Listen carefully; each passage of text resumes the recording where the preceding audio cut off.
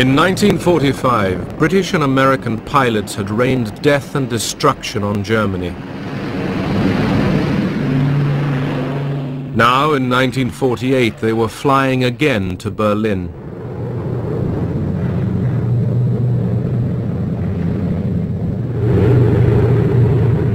This time, they were keeping the city alive.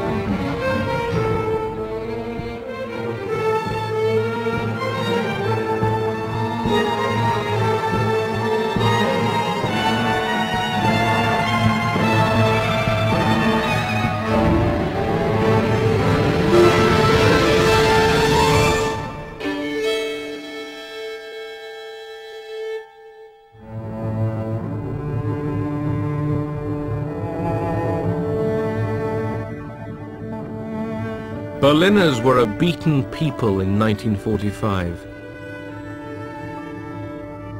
Their fate was in the hands of the Russians, Americans, British and French, their conquerors.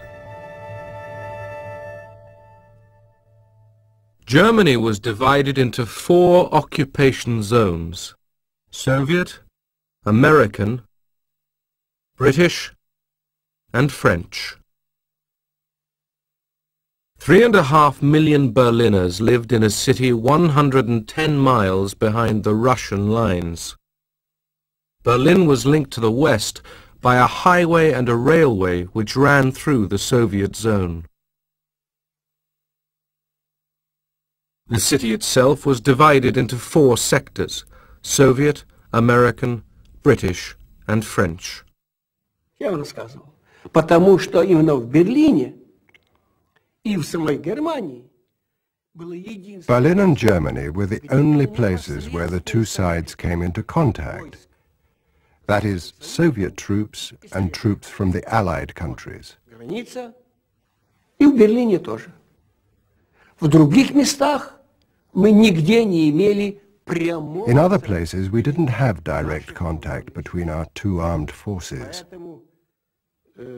Это была одна из причин того. That was one of the reasons why Berlin became a battlefield for the Cold War. Вот этой холодной войны.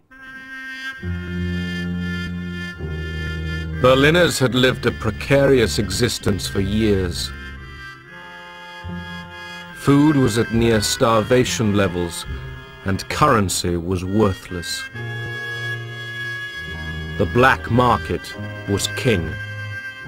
Man tauschte also und das, was man auf Bezug We bartered everything.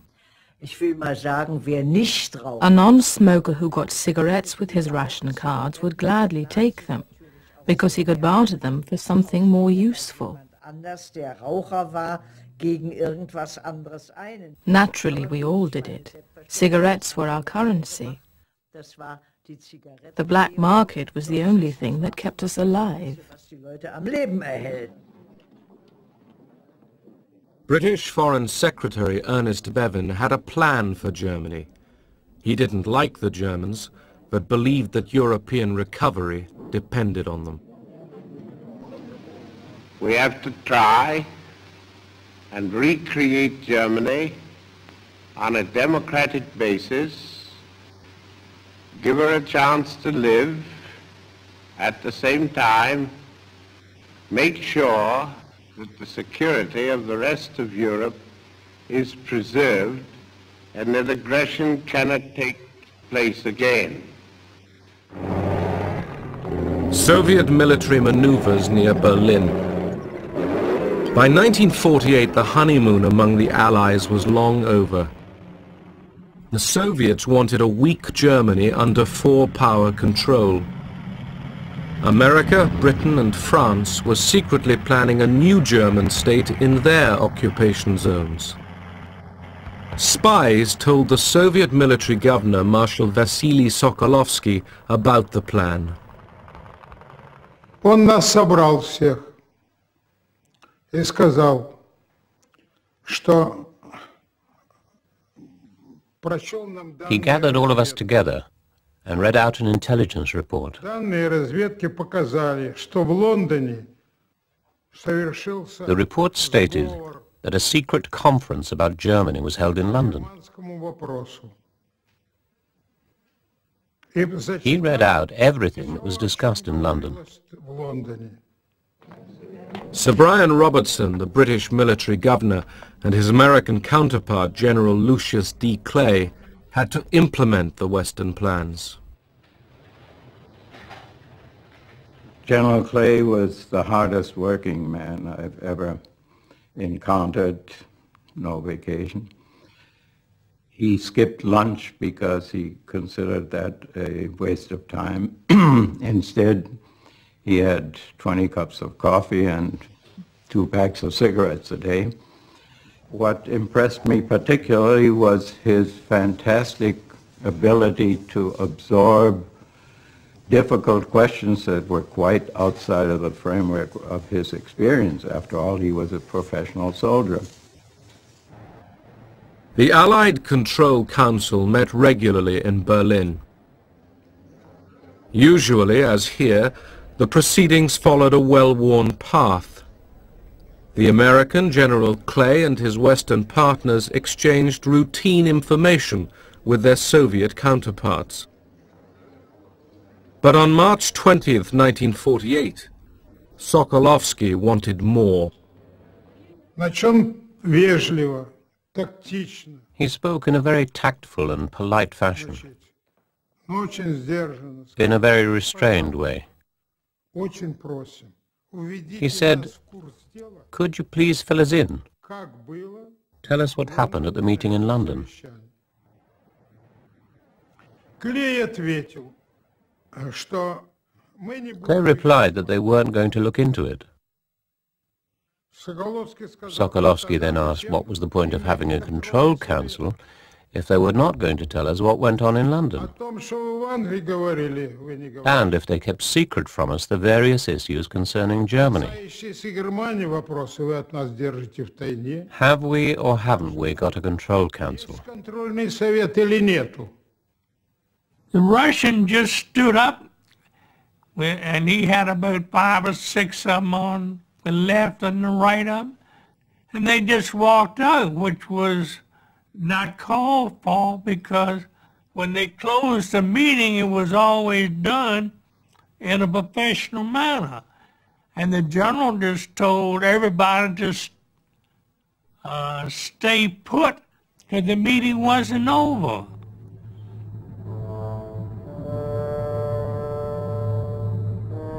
The former allies provoked each other. The West had no intention of budging from Berlin, but knew the Soviets wanted them out. They feared Stalin might risk war to achieve it.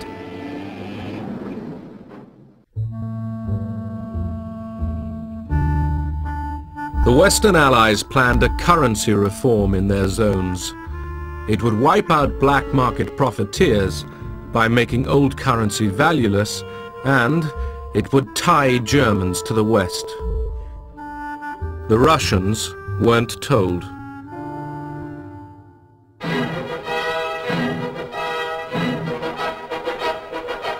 May Day 1948. In the Soviet zone, Stalin had merged the Socialist and Communist parties. The new grouping, the Socialist Unity Party, was out in strength. There was even a side swipe at Winston Churchill. For the demonstrators, the real target was the city council, the Magistrat, which wanted to run all Berlin on Western lines. The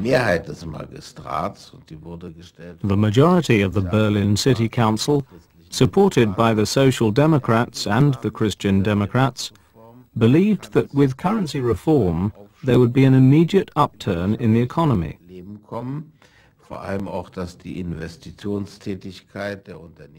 In particular, there would be increased investment by entrepreneurs.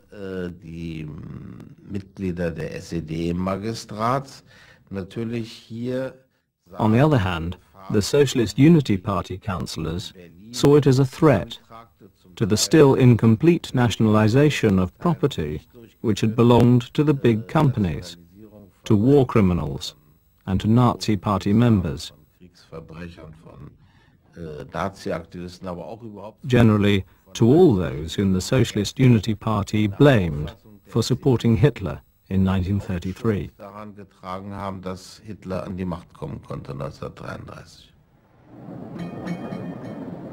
The stage was set for confrontation between the Socialist Unity Party and their pro-Western opponents.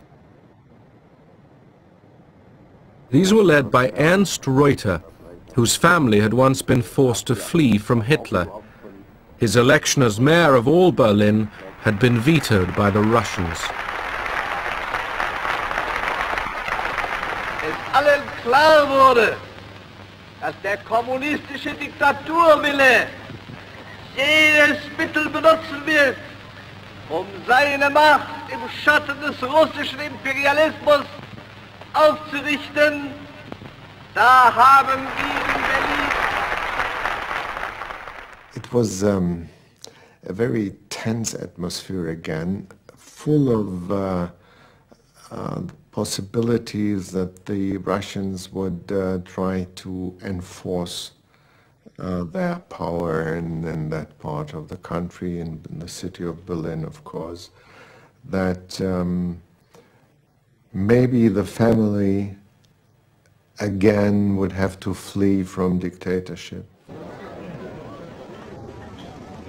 West Germans lined up for their new money, the Deutschmark. Each person could exchange 40 marks and only 40 marks. All other old money was worthless. The Soviets retaliated by issuing their own new currency, which they insisted would include all of Berlin. Currency and political power were synonymous at that time.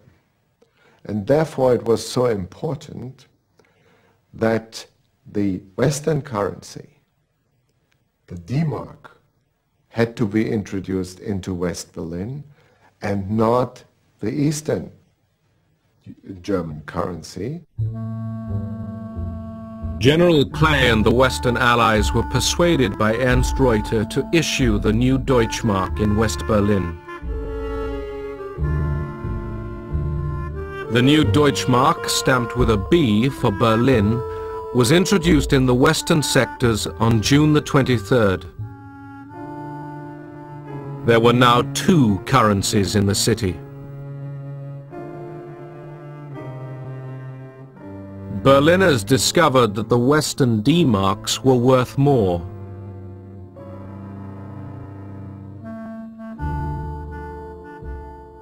Vom Westen viel in den Osten fuhren. Many people from the West frequently traveled to the East and of course bought up what they could. West- und Ostmark in dem Sinne, wenn man das so nennt. East marks and West marks, if you can call them that, were usually 1 to 7 or 1 to 5.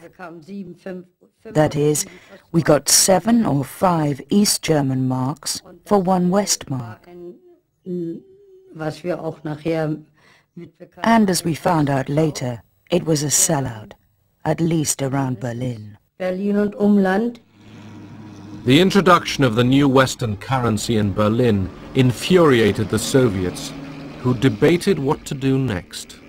Вот после этого дела Соколовский поднял трубку. Sokolovsky picked up the special phone and rang Molotov. Молотову. Вот мы здесь He said, совещаемся. "We're discussing these matters. Вот такое дело. What shall we do?" Потому что We all все understood the понимают, seriousness of the situation. Molotov replied, "You're not planning to bring tanks out into the streets, are you?"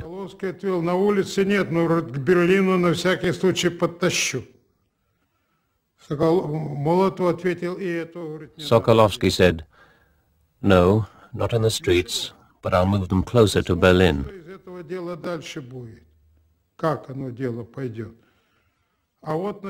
"No, don't do that," Molotov said. "Let's wait a bit. If you bring in the tanks, you'll be accused of planning to seize the whole of Berlin, and they will bring out their tanks. It's better to resolve this issue by using diplomatic language."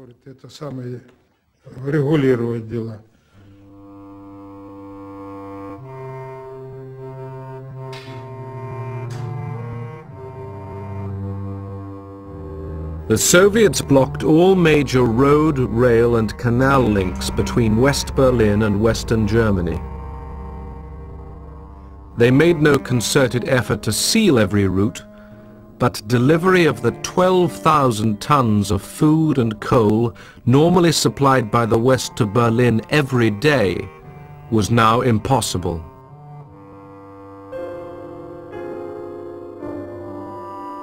The Soviets cut electricity supplies to factories and offices.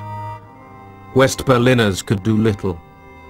Their only large power station had been dismantled for reparations by the Soviets in 1945.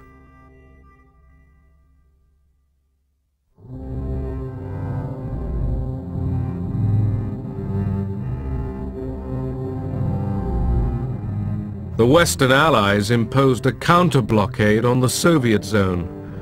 Workers throughout the whole of Berlin faced unemployment and hardship.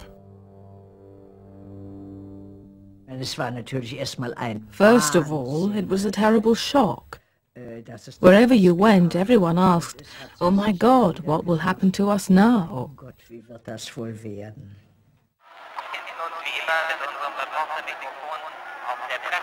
Stalin's purpose was clear: to force the Western Allies to change their policies or quit Berlin. In 1945, the Western Allies had made a written agreement with the Soviets. Planes could fly along 3 air corridors 20 miles wide to 2 Berlin airfields, Tempelhof and Gatow. Seaplanes could also set down on Lake Havel.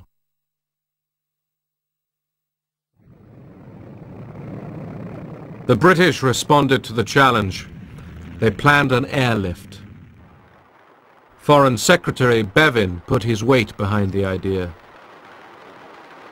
The physical suffering of 2.5 million people in Berlin to try and influence the Allies, the Western powers, in their treatment of the Germans, and to try to force us out is one which we are unable to accept.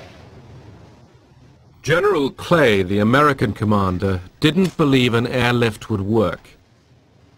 He had wanted to test Soviet resolve by running an armed convoy through the blockade.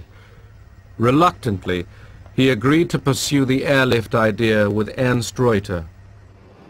Clay said that this would mean extreme hardship and how little we could bring in at first. And he asked Reuter point blank, "Do you think the Berliners will be able to take it?"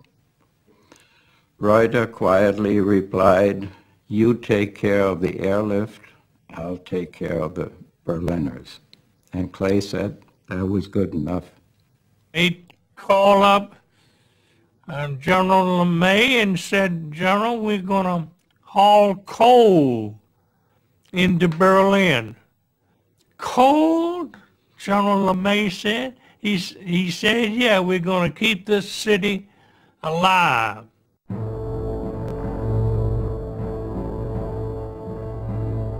The Berlin airlift began at the end of June.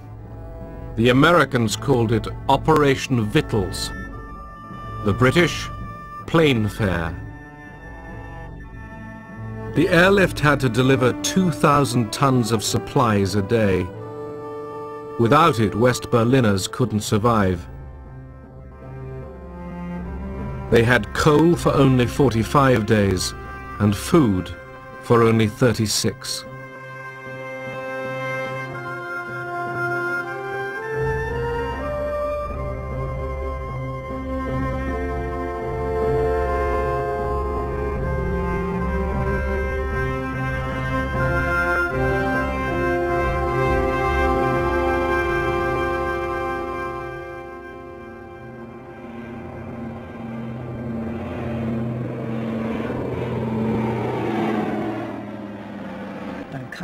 The airlift began, which was welcomed with incredible enthusiasm.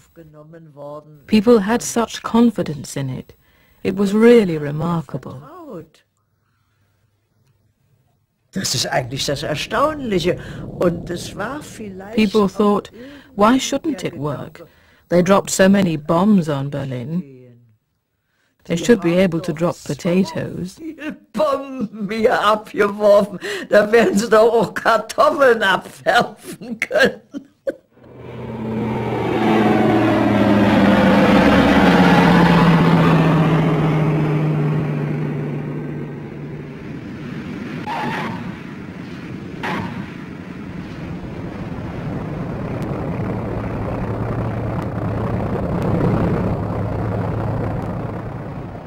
Thousands of Berliners found jobs and one hot meal a day working for the airlift. We were divided into work gangs, supervised by an American overseer. Each gang was ordered one by one to the planes as they came in. Go to the next plane, hieß es dann. Each of the larger planes carried 9 tons. We could unload each plane in roughly 7 minutes. That was 9 short tons of coal.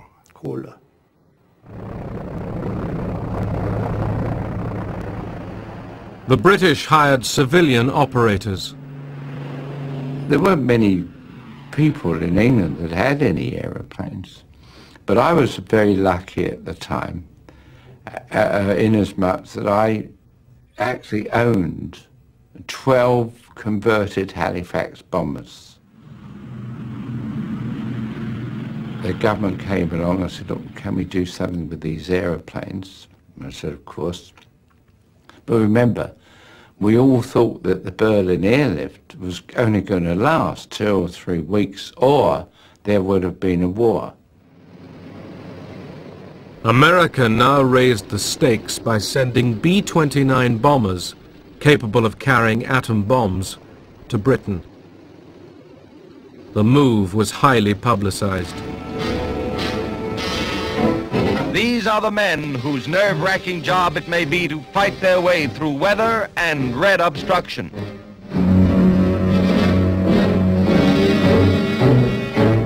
So grave is the crisis that General Clay is recalled to Washington to report on the situation.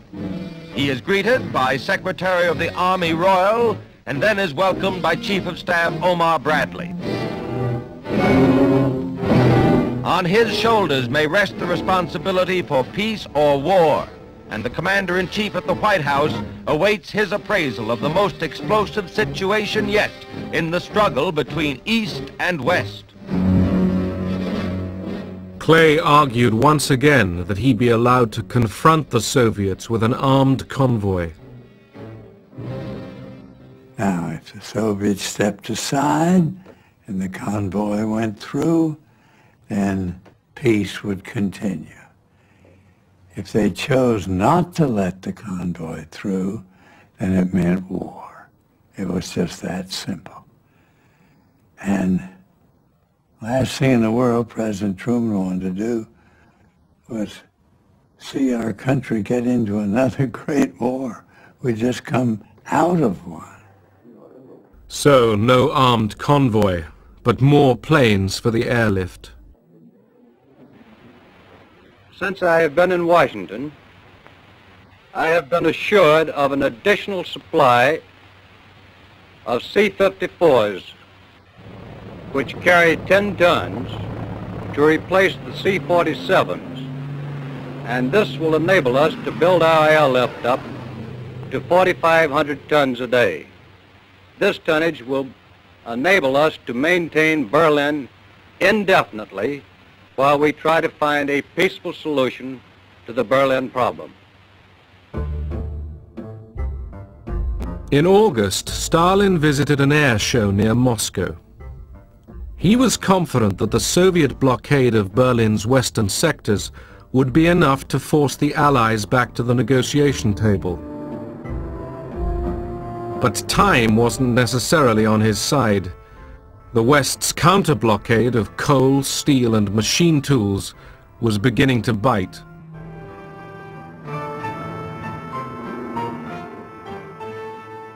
When Western diplomats asked for talks, he agreed.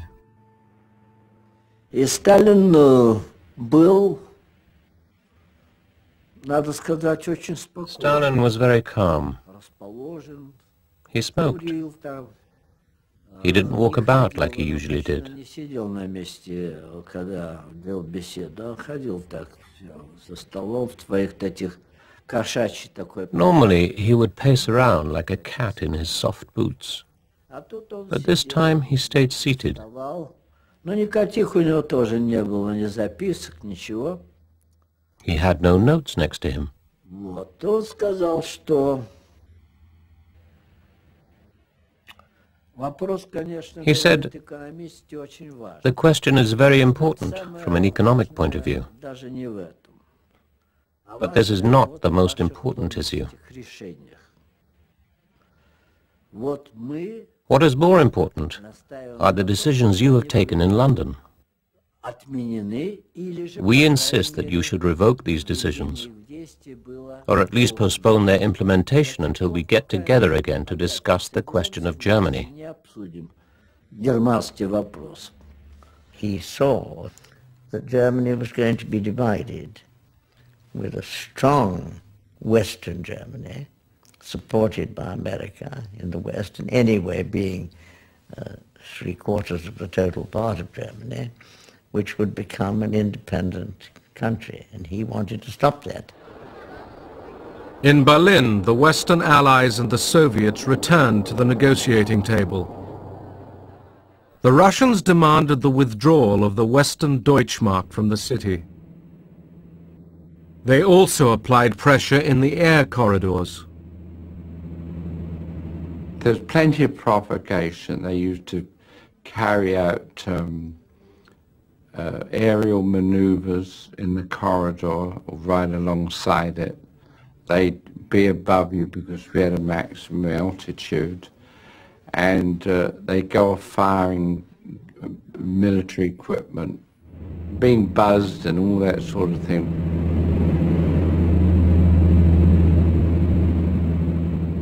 We come up and if a yak had come head on with you, right nose to nose, and the last minute would peel off, or come up behind you so you couldn't see him and then come up over the wing. But they didn't shoot.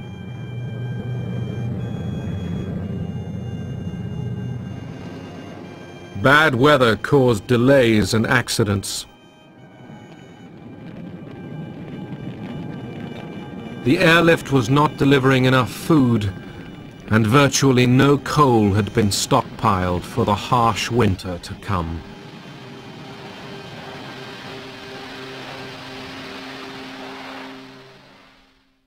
Mein Berlin, du kannst nicht untergehen.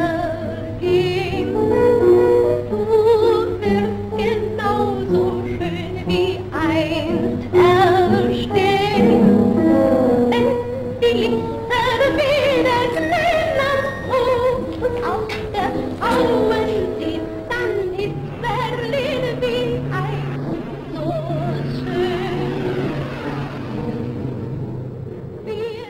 Berliners knew they were living on the edge. Electricity came on for only 4 hours a day. Es gibt kaum eine Stadt, die solchen Lebenswillen hat, drum kann Berlin nie untergehen. Wir haben dann teilweise we did the washing at night. Because I had a small baby, I had to boil the nappies and do the cooking. Windeln abgekocht und so weiter. If we didn't have an electric iron, then we'd go to a neighbor and do the ironing together. It's always the same in bad times. People stick together through thick and thin. The Soviet blockade didn't prevent West Berliners from moving about freely within the city. The eastern sector behind the Brandenburg Gate could be very enticing. I often went across into East Berlin. If you wanted to go out, you had to go into the eastern sector. There were dance halls, there was music, there was electric lighting. The rooms were heated and normal peacetime conditions prevailed.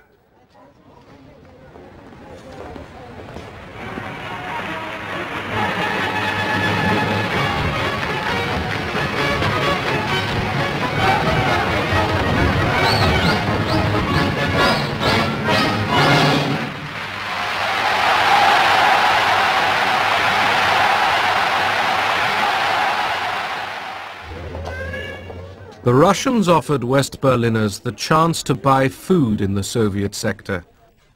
Nearly 1 in 10 accepted.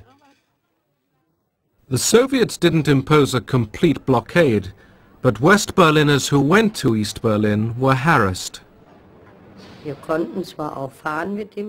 We could get out by train, but we were constantly checked here, there and everywhere by the Russians. They came into the station and either demanded our identity papers or searched our bags and rucksacks. You had the feeling that if a Russian didn't like the look of a German, he would take him away. Tension among the former wartime allies was increasing. The city was splitting apart.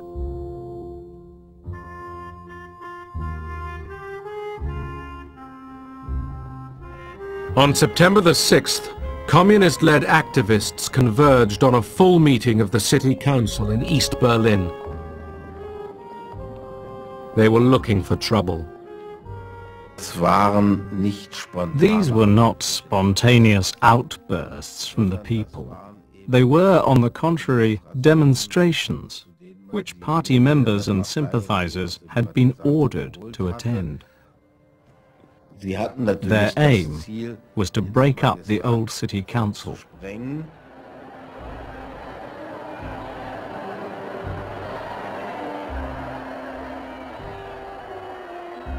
We wanted to begin the session, but Speaker Zur couldn't get it started because communist gangs had made it their business to be there.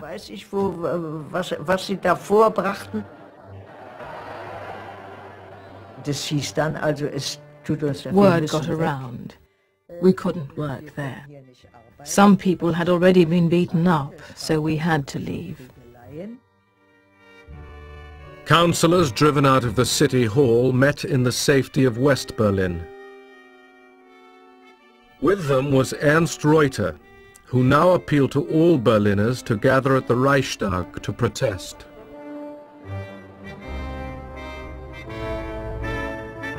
RIAS, radio in the American sector, spread the news. Because of the lack of electrical power, we had loudspeaker wagons going through the streets giving the news several times a day. You had a fine actor make a tape, Berliner und Berlinerinnen, Ihre Stadt ist in Gefahr, your city is in danger. The people came. Hundreds of thousands of them came. Das war eine Atmosphäre des Zusammenhalts. This was a show of unity by the people of Berlin. There was nothing else in our heads but the thought, we stand united. We are against the Russians and we support the Western Allies. Nearly 300,000 Berliners, many from the east, assembled at the Reichstag. The view of the Berlin politicians, there was a possibility that the Western Allies might be ready to come to a compromise with the Russians, which would be a detrimental compromise for Germany. They rallied that meeting to demonstrate that the population of Berlin was decided to stand for their freedom and for democracy.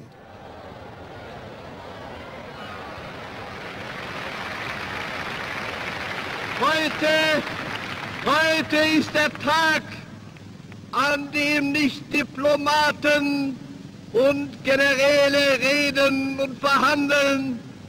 Heute ist der Tag, wo das Volk von Berlin seine Stimme erhebt. Ihr Völker in Amerika, in England, in Frankreich, in Italien, schaut auf diese Stadt und erkennt, dass ihr diese Stadt und dieses Volk nicht preisgeben dürft, nicht preisgeben könnt.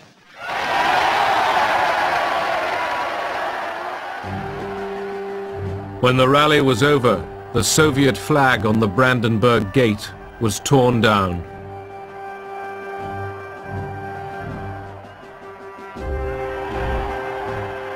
East Sector police and Soviet soldiers opened fire. 12 people were injured. One young Berliner was killed.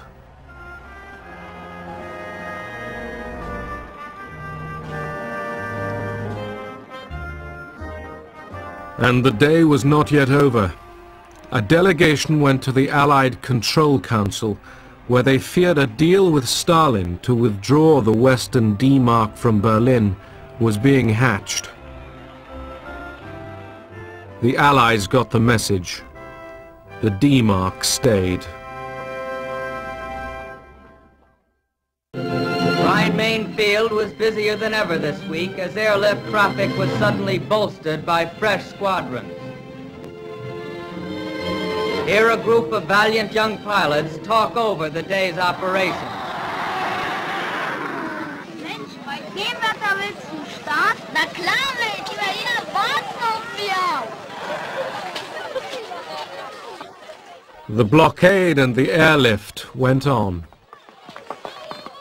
We flew everything. I mean, medical supplies, newsprint, but the coal was the biggest thing, and it was the biggest problem, too. The coal dust would seep in the floors and the control cables, make it difficult to control the airplane. So we flew with our escape hatches out in the back to suck out the dust.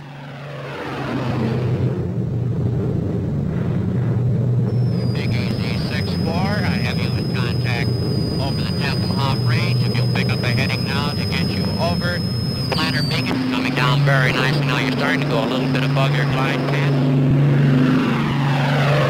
Every 45 seconds, airplanes from the west came over Kleinmachnow, over the High Party Academy, in order to land in Tempelhof. 268 degrees. You are now 1.5 miles from touchdown. You're approaching the trees and buildings. You're now on course and you're now on your glide path. Very nice. We were sitting around, the teachers of the history department and of others. I said, the Americans understand historical materialism better than we. And so we're looking at historical materialism better than we.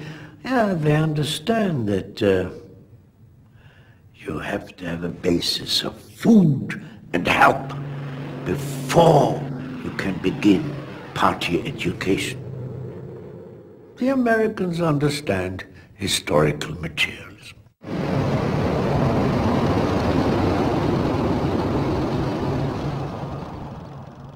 Airlift pilots could fly up to 3 missions every day. An American pilot brought his own 8mm movie camera.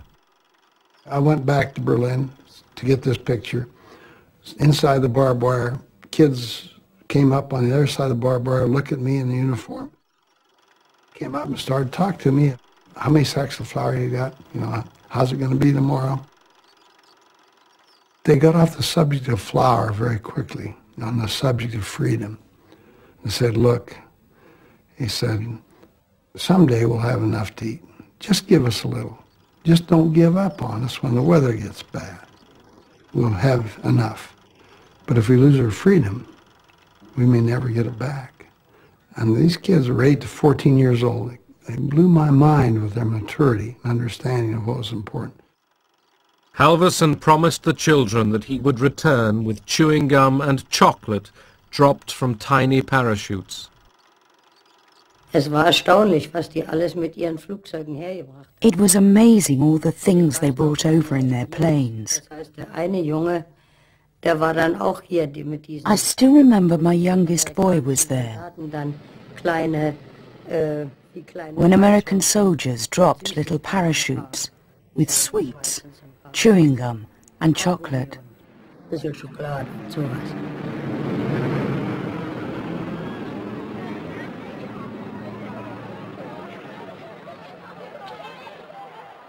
Word of Halvorsen, the candy bomber, spread quickly. He was summoned to see his commanding officer. He really chewed me out. And then he reached into the counter, pulled out a newspaper, and there on the front page was an airplane with parachutes coming out of it. He says, you almost hit a German newspaper man in the head with a candy bar in Berlin yesterday. And he's got this story all over the world. He said, the general read it and called me to find out what was going on. I didn't know anything about it. I'll never get promoted. Why didn't you tell me? I said, I didn't think you'd approve it, sir. He says, you're right. But the general thinks it's a good idea. Keep doing it. For both East and West, radio was an important weapon in the propaganda war. Es spricht Roman Kwalek. Radio in the American sector, RIAS, was run by William Heimlich. I introduced American broadcasting techniques on the theory that if the audience isn't there, you can't convince them of anything.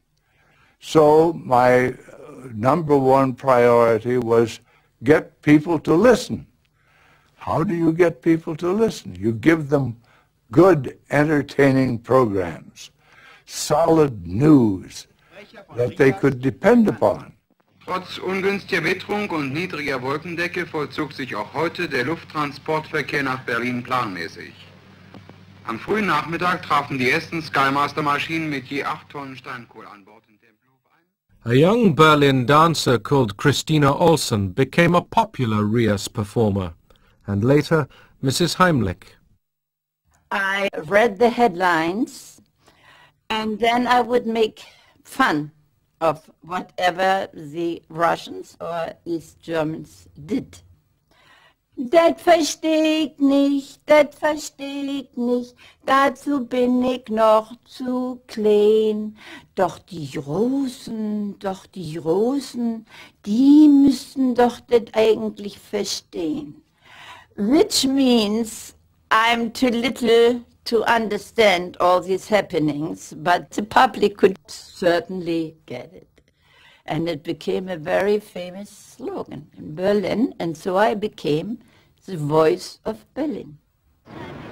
Irgendwie am Sonntag wählen. Ja. Ja. Und Sie? Selbstverständlich. Aber natürlich werde ich wählen. Darf ich Sie auch noch schnell fragen, ob Sie am Sonntag wählen? Aber selbstverständlich werden wir wählen. In December 1948, West Berliners voted for a new council to run their half of the city. The Socialist Unity Party, which dominated the old council in the Soviet sector, boycotted the elections. Wir sind im Moment als Stadt gespalten. For the moment, we are a divided city. There is nothing we can do about it. Our survival now depends on developing extremely strong ties with West Germany. Ernst Reuter was now mayor, with Louisa Schroeder as his deputy, but only in one half of Berlin.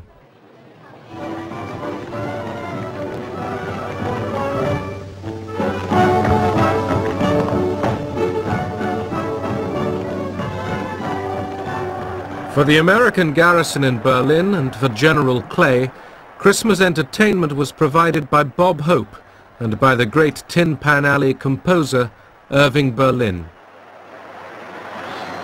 You know, you've got the name wrong. It's Irving Jones. Irving Jones? Yes, I changed it.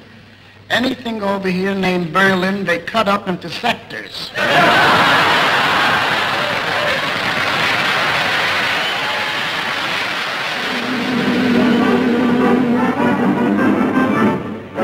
Not long ago, a group we called the Aircrews helped win the war and took a bow. Not long ago, we cheered the fighting Aircrews. Let's see what's happened to them now. Operation Biddle has learned the younger way. And rolling wheat and hay, and everything's okay. Operation Biddle, as in the night we go. We won't forget to blow against the one. Operation Vittles, the American code name for the airlift, was working at last, thanks to an unusually mild winter. On Easter Sunday 1949, a record 13,000 tons was airlifted in 24 hours. The gamble had worked. Berlin could be supplied indefinitely by air. We lived at Karlshorst and could hear the noise of the aeroplanes which delivered everything, including chocolate and Christmas presents.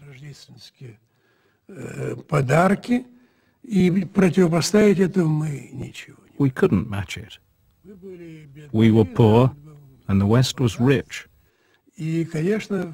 And of course, this crazy blockade was bound to fail.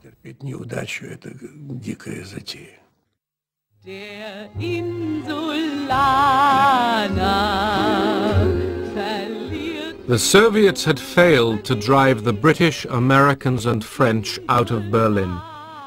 The Allied counter-blockade was hurting the Soviet zone. On May 12, 1949, Stalin called it quits.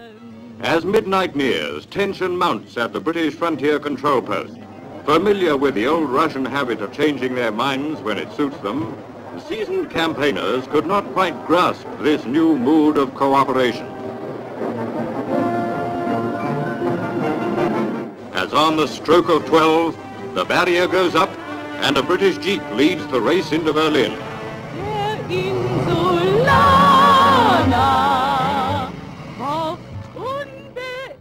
Many people thought the ending of the Berlin Blockade meant an end to the Cold War.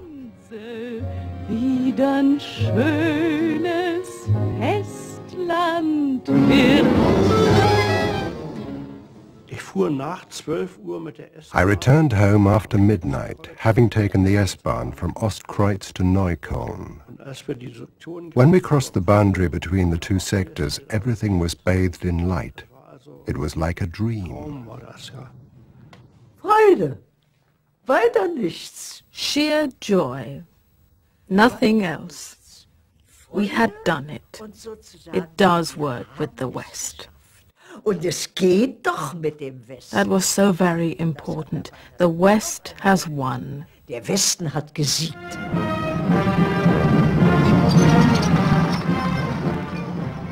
It was General Clay's time to go back home.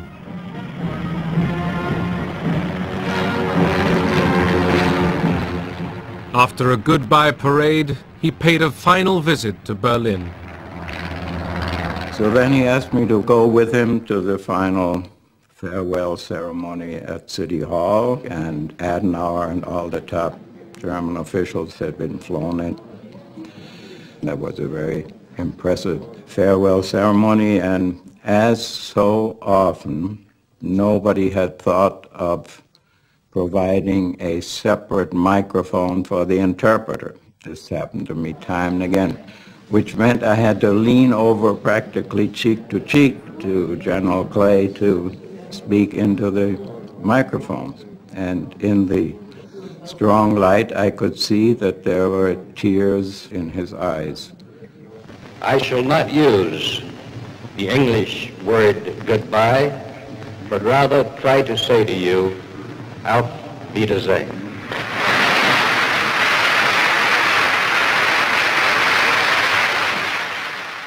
The day General Clay said Auf Wiedersehen, the head of the future West German Republic, Konrad Adenauer, addressed Berliners. Und erfüllt von tiefer Dankbarkeit für euren Kampf, für euer Leid, für eure Geduld, die jetzt zum Siege geführt hat.